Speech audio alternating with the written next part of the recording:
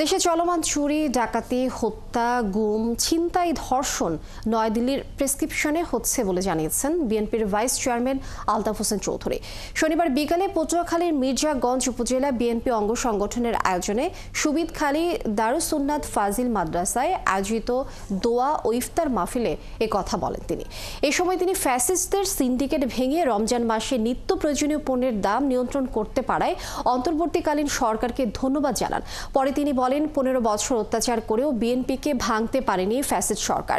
300 আসনে শক্ত প্রার্থী নিয়ে নির্বাচনে অংশ নিতে প্রস্তুত বিএনপি। ইফতার মাহফিলে অন্তত 10,000 মুসল্লি অংশ নেয়।